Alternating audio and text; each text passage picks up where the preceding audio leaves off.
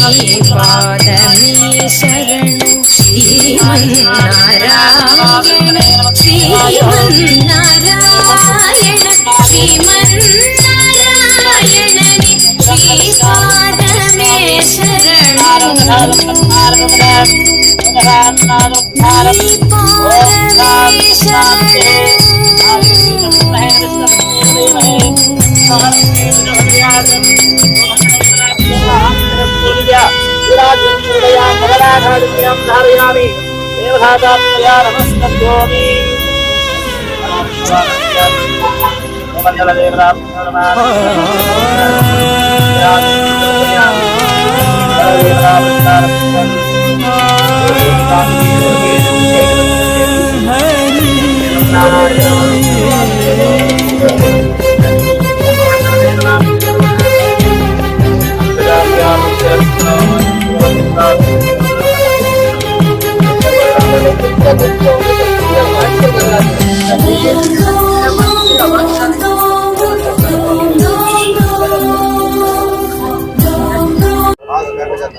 Ward number 25 Jain ward ಅಲ್ಲಿ ಉಪಸ್ಥಿತಿ ಇರೋ MG market first market second ಮಾರ್ಕೆಟ್ಗೆ ಸುಮಾರು ವರ್ಷಗಳಿಂದ ರೋಡ್ ಮತ್ತೆ ಚರಂಡಿ ಅದರ ಸಮಸ್ಯೆ ಜಾಸ್ತಿ ಇತ್ತು.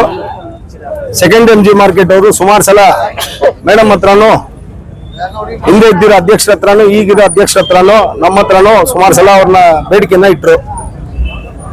ಇವತ್ತು ಏನು ಪೂಜೆ ಕಾರ್ಯಕ್ರಮ ಹಮ್ಮಿಕೊಂಡಿದೀವೋ ಟೋಟಲ್ 4 ಪ್ಯಾಕೇಜ್ ಮಾಡಿದ್ದಾರೆ 50 ಲಕ್ಷದ್ದು. ಯಾರು ಕೇಳಿಸ್ಕೊಂತ ಇಲ್ಲ, ನೀವು ಒಂದು ಮೈಕ್ ಇಟ್ಕೊಂಡಿಲ್ಲ, ಮಾರ್ಕೆಟ್ ಒಳಗಡೆ ಒಂದು ಮೈಕ್ ಇಟ್ಕೊಬೇಕಾಗಿತ್ತು. ಯಾರು ಮಾತಾಡ್ಬೇಡ್ರಪ್ಪ ಒಂದ್ ನಿಮಿಷ. ಯಾರು ಕೇಳಿಸ್ಕೊಂತ ಇಲ್ಲ, ಮಾರ್ಕೆಟ್ ಅವ್ರ ಡಿಸ್ಕಷನ್ ಟೋಟಲ್ 50 ಲಕ್ಷ ಅಂತ 4 ಪ್ಯಾಕೇಜ್ 2 ಕೋಟಿ ರೂಪಾಯಿ ಕಾಮಗಾರಿ, ರೋಡು, ಚರಂಡಿ ಮತ್ತೆ ಅಲ್ಲಿ ಸಂಬಂಧಪಟ್ಟಿರೋ ನನ್ನ ಪೈಪ್ ಲೈನ್ಸ್ ಇದ್ರೆ ಪೈಪ್ ಲೈನ್ ಆ ಚರಂಡಿ ಮೇಲೆ ಸ್ಲಾಬ್ ಕವರ್ಗೆ ಆಕ್ಷನ್ ಪ್ಲಾನ್ ಮಾಡಿ ಮಾನ್ಯ ಶಾಸಕರು ಕೌನ್ಸಿಲ್ ಬಾಡಿ ಇದ್ದಿಲ್ಲ ಅವಾಗ ಅಡ್ಮಿನಿಸ್ಟ್ರೇಟಿವ್ ಇದರಲ್ಲಿ ಇದ್ದಿರುವಾಗ ನಮ್ಮ ಮಾನ್ಯ ಶಾಸಕರು ಅದಕ್ಕೆ ಅನುದಾನ ತಂದ್ರು.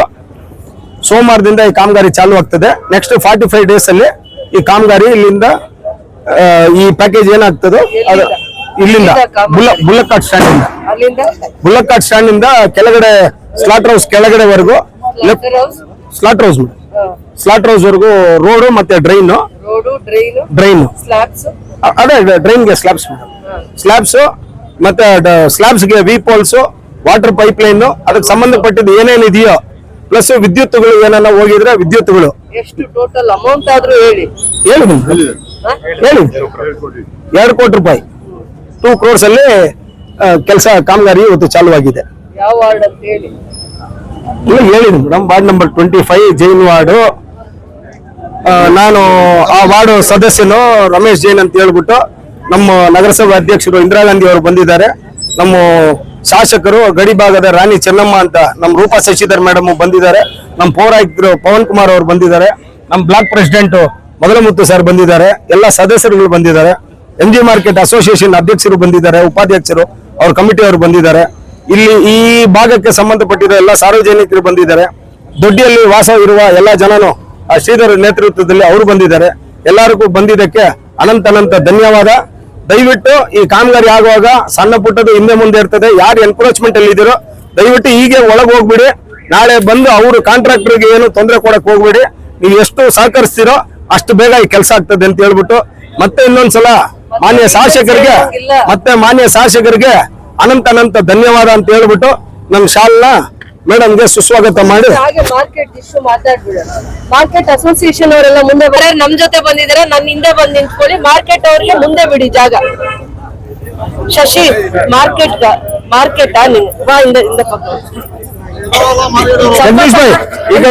ಬನ್ನಿ ಶ್ರೀಧರ್, ಇಲ್ಲಿ ಬಂದ್ಬಿಡಪ್ಪ. ಮಾರ್ಕೆಟ್ ಅವರೇ ನಿಮ್ಮವ್ರಲ್ಲ ಇಲ್ಲಿ ಕರ್ಕೊಂಡ್ ಬಂದ್ಬಿಡಪ್ಪ. मार्केट आज इधर वहां खड़े को क्या है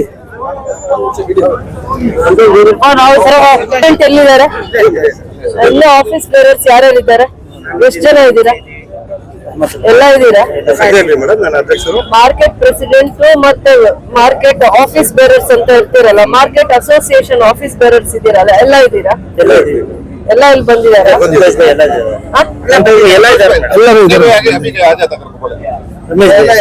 ಮಾರ್ಕೆಟ್ ಏನ್ ಇಶ್ಯೂ ಇದೆ ಇವಾಗ ನಿಮ್ಗೆ? ಬರ್ನಿಂಗ್ ಇಶ್ಯೂ ಏನಿದೆ? ಮೇನ್ ಇರೋದು road issue madam. Second M market ಇವಾಗ ಆಗ್ತಾ ಇದೆ ಮೇಡಮ್, ಸ್ವಲ್ಪ ಆಗ್ತಾ ಇದೆ. 30% ಮಾರ್ಕೆಟ್ 90% ಕವರ್ 90% ಕವರ್ ಆಗುತ್ತೆ. ಓಕೆ, ರೋಡ್ಸ್ ಈಗ 70-80% ಕವರ್ ಮಾಡ್ತೀವಿ ಇವಾಗ ತಂದಿರೋ ಗ್ರಾಂಟ್ಸ್ ಅಲ್ಲಿ. ಅದಾದ್ಮೇಲೆ ಬೇರೆ ಇಶ್ಯೂ ನಗರಸಭೆ ಅಧ್ಯಕ್ಷರನ್ನ ಅಪ್ರೋಚ್ ಮಾಡಿ ಬೇರೆ ಇಶ್ಯೂಸ್ ಏನ್ ಹೇಳಿದ್ರಿ ನೀವು? ನಗರಸಭೆ ಅಧ್ಯಕ್ಷರನ್ನ ಅಪ್ರೋಚ್ ಮಾಡಿ ಬೇರೆ ಏನೇನ್ ಇಶ್ಯೂಸ್ ಹೇಳಿದ್ರಿ? ಹೇಳಿದೀವಿ madam. Category wise rent issue ಸ್ವಲ್ಪ ಮಾಡಕ್ಕೆ, ಮತ್ತೆ ಇಂಟ್ರೆಸ್ಟ್ ಮತ್ತೆ ಇದು ಪೆನಾಲ್ಟಿ ವೇವ್ ಆಫ್ ಮಾಡಕ್ಕೆ ಹೇಳಿದೀವಿ ನೀವು. ಫಸ್ಟ್ ಪ್ರಿನ್ಸಿಪಲ್ ಅಮೌಂಟ್ ಕಟ್ಟಿದ್ರೆ ಓವರ್ ಅ ಟೈಮ್ ಅಲ್ಲಿ ನಾವ್ ಇಂಟ್ರೆಸ್ಟ್ ಪೆನಾಲ್ಟಿ ಅನ್ನೋದನ್ನ ಮಾತಾಡ್ತೀವಿ. ನೀವು ರೆಂಟೇ ಕಟ್ಟದೆ ಬಂದ್ ಮಾತಾಡಿದ್ರೆ ಅದು ಏನು ರಿಸಲ್ಟ್ ಇಲ್ಲದೆ ಆಗುತ್ತೆ. ರಿಸಲ್ಟ್ ಓರಿಯೆಂಟೆಡ್ ಆಗಿ ಮಾತಾಡಿ ಖಂಡಿತ ಅದಕ್ಕೆ ರೆಸ್ಪಾಂಡ್ ಮಾಡ್ತಾರೆ. ನಾವು ರೆಸ್ಪಾಂಡ್ ಮಾಡ್ತೀವಿ, ಕಮಿಷನರ್ ರೆಸ್ಪಾಂಡ್ ಮಾಡ್ತೀವಿ. ಇವತ್ತು ಬಂದಿರುವಂತ ಇಶ್ಯೂ ಪ್ಲೀಸ್ ಅರ್ಥ ಮಾಡ್ಕೊಳ್ಳಿ. ಇವತ್ತು ಯಾರು MG ಮಾರ್ಕೆಟ್ ಅಲ್ಲಿ ಇರುವಂತವ್ರು ರಿನೋವೇಷನ್ ಮಾಡ್ಕೊಬೇಕು ಅಂತ ಅಂದ್ಬಿಟ್ಟು ಪ್ರತಿಯೊಂದು ಸಂದರ್ಭದಲ್ಲೂ ಕೂಡ ಮಾರ್ಕೆಟ್ ನ ಹಾಳು ಮಾಡ್ತಾ ಇದ್ದೀರಾ ಮಿಸ್ಲೀಡ್ ಮಾಡಿ. ನಿಮ್ಗೆ ಒಂದು ಕಡ್ಡಾಯವಾಗಿ ಒಂದು ಗೈಡ್ಲೈನ್ಸ್ ಇದೆ, ಕಡ್ಡಾಯವಾಗಿ ಒಂದು ಗೈಡ್ಲೈನ್ಸ್ ಫಾಲೋ ಮಾಡ್ಬೇಕು ಅಂತ ಇದೆ. ಅದನ್ನ ಕಮಿಷನರ್ ಷರತ್ತುಗಳು ಹೇಳ್ತಾರೆ. ಆ ಷರತ್ತು ಒಳಗಡೆ ರಿನೋವೇಷನ್ ಮಾಡ್ಕೊಳ್ಳೋದಕ್ಕೆ ಅವಕಾಶ ಮಾತ್ರ ಇದೆ. ಪ್ರಾಪರ್ಟಿ ನಗರಸಭೆದು, ಕನ್ಸ್ಟ್ರಕ್ಷನ್ ನಗರಸಭೆ ಮಾಡಿದ್ಯೋ ಇಲ್ವೋ ಅದು ಸೆಕೆಂಡರಿ. ನಿಮಗೆ ಶಾಪ್ಸ್ ಅಲೋಕೇಟ್ ಮಾಡಿದ್ದಾರೆ. ಶಾಪ್ಸ್ ಇವತ್ತು ಮಳೆ ಬಂದ್ರೆ ಗಾಳಿ ಬಂದ್ರೆ ಬಹಳ ವರ್ಷಗಳ ಕಾಲ ಆಗಿರೋದ್ರಿಂದ 50-60 ವರ್ಷಗಳ ಕಾಲ ಆಗಿರೋದ್ರಿಂದ ಅದು ನಿಮ್ಗೆ ವ್ಯಾಪಾರ ಮಾಡ್ಕೊಳ್ಳೋದಕ್ಕೆ ಯೋಗ್ಯವಾಗಿದ್ಯಾ ಇಲ್ವಾ, ನೀವೇ ವಾಲಂಟ್ರಿ ಆಗಿ ರಿನೋವೇಷನ್ ಮಾಡ್ಕೋತೀರಾ ಅಂದ್ರೂ ಕೂಡ ಕೆಲವೊಂದು ಗೈಡ್ಲೈನ್ಸ್ ಇದೆ. ಅದು ನಗರಸಭೆಗೆ ಗೈಡ್ಲೈನ್ಸ್ ಅಲ್ಲ, government head of the department UDದು ಒಂದು ಡಿಪಾರ್ಟ್ಮೆಂಟ್ ಅಲ್ಲಿ ಒಂದು ಗೈಡ್ಲೈನ್ಸ್ ಇದೆ. ಆ ಗೈಡ್ಲೈನ್ಸ್ ನ ಫಾಲೋ ಮಾಡಿ ಮಾತ್ರನೇ ನಗರಸಭೆಯಿಂದ ಅಂತಂದ್ಮೇಲೆ ನಗರಸಭೆ ಕಮಿಷನರು, ನಗರಸಭೆ ಅಧ್ಯಕ್ಷರು ಮತ್ತೆ ನಿಮ್ಮ ಇಲ್ಲಿನ ಕೌನ್ಸಿಲರು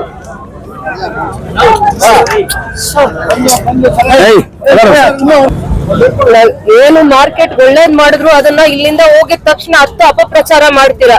ನಾವು ನಗರಸಭೆ ಅಂಗಡಿಗಳನ್ನ ವ್ಯಾಪಾರಕ್ಕಿಟ್ಟಿಲ್ಲ.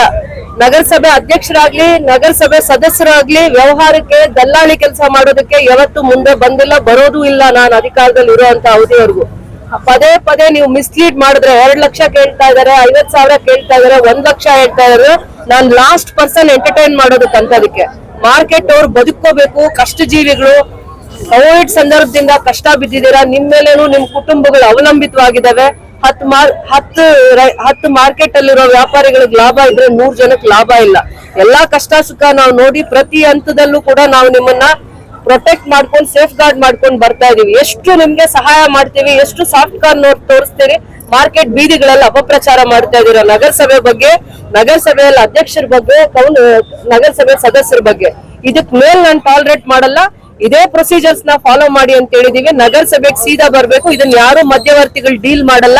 ಯಾರು ನಿಮ್ಗೆ ಇಷ್ಟು ಕೊಡ್ಬೇಕು ಅಷ್ಟು ಕೊಡ್ಬೇಕು ಅಂತ ವಸೂಲಿ ಮಾಡಕ್ ನಿಂತ್ಕೊಳ್ಳಲ್ಲ. ಪಬ್ಲಿಕ್ ಮುಂದೆ ಮಾತಾಡ್ತಾ ಇದೀನಿ, ದೇವ್ರ ಪೂಜೆ ಮಾಡಿದ್ಮೇಲೆ ಮಾತಾಡ್ತಾ ಇದೀನಿ. ಲಾಸ್ಟ್ ಪರ್ಸನ್ ನಾನು ಎಂಟರ್ಟೈನ್ ಮಾಡೋದಕ್ಕಿಂತವೆಲ್ಲಾನು ಮತ್ತೆ ನೀವು ಬೀದಿಗಳಲ್ಲಿ ಮಾತಾಡ್ಕೊಂತೀರಾ ಅಂತಂದ್ರೆ ಅದು ನಿಮ್ ಪ್ರಾಬ್ಲಮ್ ಆಗತ್ತೆ, ಅದು ನನ್ ಪ್ರಾಬ್ಲಮ್ ಅಲ್ಲ. I am at your door step. ನಾವು ಸರ್ವಿಸ್ ಮಾಡ್ತಾ ಇದೀವಿ. ಅದನ್ನ ಅರ್ಥ ಮಾಡ್ಕೊಂಡ್ರೆ ನಾವು ಟಾಲರೇಟ್ ಮಾಡ್ಕೊಂತೀವಿ. ಅರ್ಥ ಮಾಡ್ಕೊಳ್ಳೋರು ಅಲ್ಲ ಅಂದ್ರೆ ನಾವು ಟಾಲರೇಟ್ ಮಾಡ್ಕೊಳ್ಳಲ್ಲ. ಇದು ಪ್ರೊಸೀಜರ್. ಇದು ಕಮಿಷನರ್ಗೆ ಹೇಳಿದೀನಿ, ಯಾರೊಬ್ರು ಪ್ರೊಸೀಜರ್ಸ್ ಫಾಲೋ ಮಾಡ್ತೀರಾ ಅಂತ ಧೈರ್ಯ ಇರುತ್ತೆ ನಿಮ್ಗೆ, ನಿಮಗೆ ಕಾನ್ಫಿಡೆನ್ಸ್ ಇರುತ್ತೆ. ನಗರಸಭೆಯಲ್ಲಿ ನಾನು ತಗೋತೀನಿ, ಪರ್ಮಿಷನ್ ತಗೋತೀನಿ ಅಂತ ನಿಮ್ ಮೇಲೆ ಕಾನ್ಫಿಡೆನ್ಸ್ ಇರುತ್ತೆ. ನಗರಸಭೆಗೆ ಬರ್ತೀರಾ, ಯಾರಿಗ ಯಾವ ಎಥಿಕ್ಸ್ ಇರಲ್ಲ ಅವ್ರು ಬೇರೆ ದಾರಿ ಹುಡುಕ್ತೀರಾ ಅಂತ ಅಷ್ಟೇ ನಾನು ಹೇಳಕ್ ಇಷ್ಟಪಡ್ತೀನಿ. ಕೆಲವೊಂದು ಕಂಡೀಷನ್ಸ್, ಕೆಲವೊಂದು ಏನು ಹಿಂದಿನ ಅಡ್ಮಿನಿಸ್ಟ್ರೇಟರ್ ಇದ್ದಾಗ ಒಂದು ರೆಸಲ್ಯೂಷನ್ ಪಾಸ್ ಆಗಿತ್ತು. ಏನು ಡಿಲಾಪಿಡೇಟೆಡ್ ಕಂಡೀಷನ್ ಆಕ್ಟ್ ಅಲ್ಲಿ ಏನು ಮಳೆಯಿಂದ ಸೋರ್ತಿತ್ತು, ಗೋಡೆ ಬಿರುಕು ಬೀಳ್ತಿತ್ತು, ಚಪ್ಪಟಿ ಕಲ್ಲೆಲ್ಲ ಸೈಡ್ ಹೋಗ್ತಿತ್ತು. ನಾವು ಮೂಲ ಸ್ವರೂಪಕ್ಕೆ ಧಕ್ಕೆ ಬಾರದ ರೀತಿಯಲ್ಲಿ ನಾವು ಪರ್ಮಿಷನ್ಸ್ ಕೊಡ್ತಿದ್ವಿ. ಅದರಲ್ಲಿ ಕೆಲವರು ಆ ಮೂಲ ಸ್ವರೂಪಕ್ಕೆ ಧಕ್ಕೆ ಬರೋ ರೀತಿಯಲ್ಲಿ ಮಾಡಿದ್ರು, ಅದನ್ನ ನಾವು ಸ್ಟಾಪ್ ಮಾಡಿದೀವಿ. ಕೆಲವೊಂದು ಷರತ್ತಿದೆ, ಈ ಷರತ್ನ ತಮ್ಮ ಮಾಧ್ಯಮ ಮುಖಾಂತರ ಹೇಳಕ್ ಇಚ್ಛಪಡ್ತೀನಿ.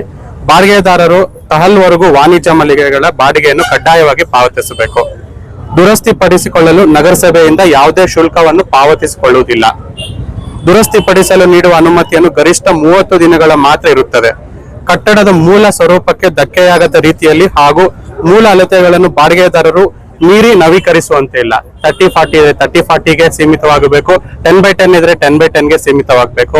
ಡ್ರೈನ್ಗೆ ಸ್ವಲ್ಪ ಮುಂದೆ ಬರುವಂತದ್ದಕ್ಕೆ ಯಾವುದಕ್ಕೆ ಅವಕಾಶ ಇಲ್ಲ. ದುರಸ್ತಿ ಪಡಿಸಿಕೊಳ್ಳಲು ನೀಡುವ ಅನುಮತಿಯು ಕಟ್ಟಡವು ಡಿಲಾಪಿಡೇಟೆಡ್ ಕಂಡೀಷನ್ ಇರುವುದರಿಂದ ಸಾರ್ವಜನಿಕ ಹಿತದೃಷ್ಟಿಯಿಂದ ನೀಡಲಾಗಿದ್ದು, ಬಾಡಿಗೆದಾರರು ಇದನ್ನು ನವೀಕರಣಕ್ಕೆ ನೀಡಲಾದ ಅನುಮತಿ ಎಂದು ಭಾವಿಸುವಂತೆ ಇಲ್ಲ. ಈ ಕಂಡೀಷನ್ ಅಲ್ಲಿ ಏನ್ ಡಿಲಾಪಿಡೇಟೆಡ್, ಈಗ ಎಲ್ಲ ಬೀಳಿರುತ್ತೆ ಆ ಪೋರ್ಷನ್. ಏನಾದ್ರೂ ಫೀಸ್ ಕಟ್ತಾ ರಿನೋವೇಷನ್ ಗೆ ಯಾವ ಫೀಸು ಕಟ್ಟೋ ಅವಶ್ಯಕತೆ ಇರೋದಿಲ್ಲ. ಯಾವ್ದು ಫೀಸ್ ಕಟ್ಟೋಂಗಿಲ್ಲ. ಬಟ್ ಅಧ್ಯಕ್ಷರಿಗೆ ಯಾವ್ದು ಕೋಟಾ ಇಲ್ಲ, MLA-ಗೂ ಯಾವ್ದು ಕೋಟಾ ಇಲ್ಲ. ಇಲ್ಲಿರೋ ನಗರಸಭೆ ಸದಸ್ಯರಿಗೂ ಕೂಡ ನಮ್ಗೇನು ಕೋಟಾ ಇಲ್ಲ ಅಥವಾ ಕಮಿಷನ್ ಕೂಡ ಇಲ್ಲ. ಫೀಸು ಕಟ್ಟೋಂಗಿಲ್ಲ ನಗರಸಭೆಗೆ, ಹಾಗೇನೆ ಪರ್ಮಿಷನ್ ಸಿಗುತ್ತೆ. ಇದ್ರ ಮೇಲೆ ನಾವ್ ಇನ್ನೇನು ಪ್ರಚಾರ ಇಡಕ್ಕಾಗಲ್ಲ. ಇಷ್ಟ ದಿನ ನಾವು ಕೆಲಸ ಮಾಡಿದ್ರೆ ಜನಗಳ ಪರವಾಗಿ ಮಾರ್ಕೆಟ್ ಅವ್ರು ಅರ್ಥ ಮಾಡ್ಕೋಬೇಕು. ಮಾರ್ಕೆಟ್ ಅವ್ರು ತುಂಬಾ ಬುದ್ಧಿವಂತರು, ಕೂತತ್ರ ವ್ಯಾಪಾರ ಮಾಡಿ ಜೀವನ ಮಾಡುವಂತವ್ರು. ಇದಕ್ ಮೇಲೆ ನೀವು ಅಪಪ್ರಚಾರ ಮಾಡ್ತೀರಾ ಅಂದ್ರೆ ನಿಮಗ್ ಬಿಟ್ಟಿದ್ದು. ಇನ್ನೊಂದು ಕಂಡೀಷನ್, ಬಾಡಿಗೆದಾರರು ದುರಸ್ತಿಪಡಿಸಲಾದ ಮೊತ್ತವನ್ನು ನಗರಸಭೆಗೆ ಹಿಂಪಾವತಿಸೋದಿಲ್ಲ. ನಮ್ಮ ಮನವಿ ಏನಂದ್ರೆ ಸೀದಾ ನೀವು ನಗರಸಭೆ ಆಫೀಸ್ ಬಂದು ಅಪ್ಲಿಕೇಶನ್ ಹಾಕೊಂಡು ನಾವು ಸ್ಪಾಟ್ ಇನ್ಸ್ಪೆಕ್ಷನ್ ಮಾಡ್ತೀವಿ. ಅವ್ರ ಮುಖಾಂತರ ಬರ್ದಿರ ಸೀದಾ ಟಪಾಲಲ್ಲಿ ತಾವು ಕೊಟ್ಟು ತಮ್ಮ ಅರ್ಜಿಯನ್ನ ನಾವು 2 days ಅಲ್ಲಿ ಇತ್ಯರ್ಥ ಮಾಡ್ಕೊಡ್ತೀವಿ. ನಗರಸಭೆಯಲ್ಲಿ ನೀವ್ ಹೇಳೋ ಡೇಟ್ ಅಲ್ಲಿ ಕೆಲಸ ಮಾಡಿದ್ರೆ ನಿಮ್ ಟೆಂಡರ್ಸ್ ವೇಟಿಂಗ್ ಲಿಸ್ಟ್ ಅಲ್ಲಿ ಇರುತ್ತೆ. ನಿಮಗೆ ನೀವು ಹೇಳಿ ಟೈಮ್ ಕೆಲಸ ಮಾಡಿದ್ರೆ ಇಲ್ಲಿ ಮತ್ತೆ ಅಲ್ಲಿ ನೋಡೋಣ ಏನ್ ಪ್ರಾಮಿಸ್. ಮಂಡೇ ಸ್ಟಾರ್ಟ್ ಮಾಡ್ತೀರಿ, ವಿತಿನ್ 45 days ಅಲ್ಲಿ ರೋಡ್ ಮುಗಿಸ್ಕೊಡ್ತೀರಿ. ಆಮೇಲೆ ಟಾಯ್ಲೆಟ್ ಕಮೆನ್ಸ್ ಮಾಡ್ತಾ ಇದ್ರಿ, ಇವತ್ತೆಲ್ಲ ಕ್ಲೀನ್ ಮಾಡಿ ಯಾವ ವೇಟ್ ಅಲ್ಲಿ ಕೆಲಸ ಮಾಡ್ತಾರೆ. ಅದು ಟಾಯ್ಲೆಟ್ ಬಂದ್ಬಿಟ್ಟು 15 ಫೈನಾನ್ಸ್, ಅದು ಬಂದು 23 lakhs. ಇದು ರೋಡ್ ಬಂದ್ಬಿಟ್ಟು 1 crore ನಮ್ಗೆ ಆಗಿರೋದು. ಡ್ರೈನ್ ವಿತ್ ಕವರಿಂಗ್ ಸ್ಲ್ಯಾಬ್ಸ್ ಹಾಗೆ ನಮ್ಗೆ ಕಲ್ವರ್ಟ್ಸ್ 4 ಕಲ್ವರ್ಟ್ ಇದೆ. ರೋಡ್ಸ್ ಇಲ್ಲಿಂದ ಲಾಸ್ಟ್ ವರೆಗೂ ರೋಡ್ಸ್, ಆಮೇಲೆ ಸಬ್ ರೋಡ್ಸ್ ಇದೆ. ಅದ್ರ ಡ್ರೈನ್ ಆ ಸೈಡ್ ಡ್ರೈನ್ ಮಾಡಿ ಕವರಿಂಗ್ ಸ್ಲ್ಯಾಬ್ ಮಾಡಿ ಮುಗಿಸ್ಕೊಡೋದು. 45 days ಅಲ್ಲಿ ನಾನು ಕಂಪ್ಲೀಟ್ ಮಾಡ್ಕೊಡ್ತೀನಿ. ನಗರಸಭೆ ಫಂಡ್ ಅಲ್ಲಿ ಇದು ನಗರಸಭೆ ಫಂಡ್. ಅದು ಟಾಯ್ಲೆಟ್ ಬಂದ್ಬಿಟ್ಟು ಡ್ಯಾಮೇಜ್ ಆಗ್ತಾ ಇದೆ. ಇಲ್ಲ, ಅದು ಕ್ವಾಲಿಟಿ ಮಾಡಿಲ್ಲ, ಆಮೇಲೆ ಅಲ್ಲ, ಅದೇ ಕ್ವಾಲಿಟಿ ಕ್ವಾಂಟಿಟಿ ಎಲ್ಲ ಮಾಡಿದೆ. ಅಲ್ಲ, ಅದು ಏನ್ ಮಾಡುವಾಗ ಆಕ್ಚುಲಿ ಇದೆಲ್ಲ ರಿಮೂವ್ ಮಾಡಿಬಿಟ್ಟು ಹಾಕ್ಬೇಕಂತ ಪ್ಲಾನ್ ಮಾಡಿದ್ದು. ಆಮೇಲೆ ನಮ್ಮ ಕಾರ್ಯದರ್ಶಿ ಮಂಜುನಾಥ್ ಅವರು, ಕಮಿಷನರ್ ಅವರು ಬಂದು ಇನ್ಸ್ಪೆಕ್ಷನ್ ಮಾಡುವಾಗ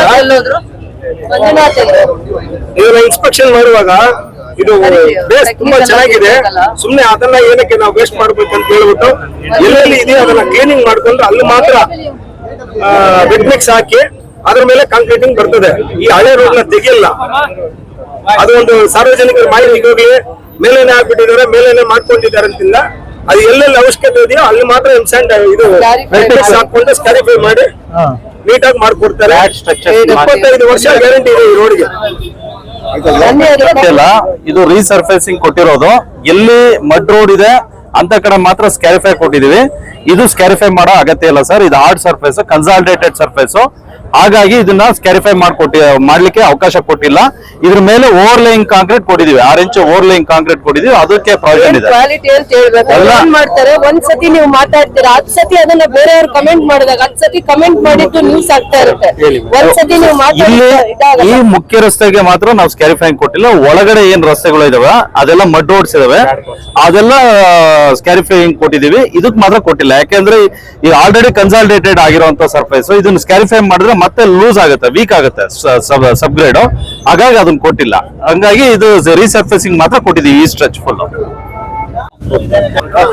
ಮೇಡಮ್ ಅವರಿಗೆ 1 ವರ್ಷಕ್ಕೆ ಮುಂದೆ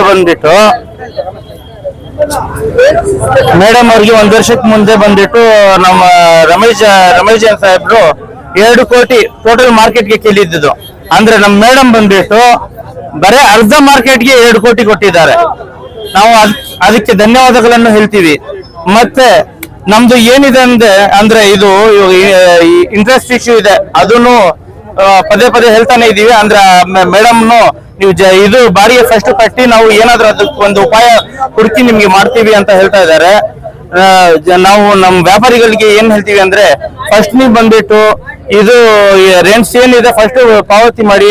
ಮತ್ತೆ ಇದು ಕನ್ಸ್ಟ್ರಕ್ಷನ್ ಏನೇ ರಿನೋವೇಷನ್ಗೆ ಪರ್ಮಿಷನ್ ನಗರಸಭೆಯಿಂದ ಉಚಿತವಾಗಿ ಕೊಡ್ತಾ ಇದ್ದಾರೆ.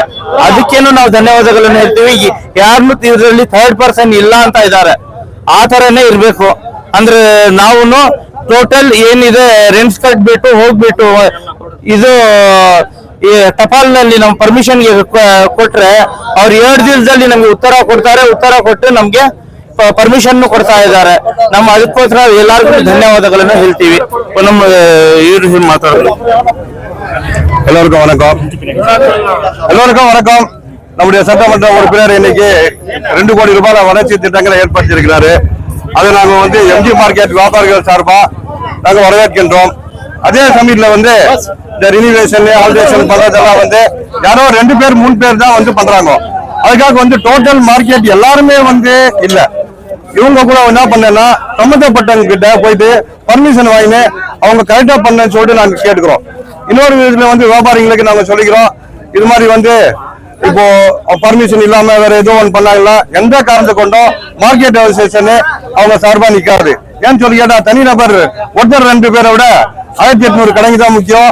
அதை கவனத்தில் வச்சுன்னு இங்க இருக்கிற வியாபாரிங்க சம்பந்தப்பட்ட அதிகாரிங்க யாரு இருக்கிறாங்க நபரு அவங்களை அணுகி சரியான நபர்கிட்ட போயிட்டு அவங்க பர்மிஷன் வாங்கினு அவங்க ரினிவேஷன் பண்ணிக்கலாம் சொல்லிட்டு நான் கேட்டுக்கிறேன்.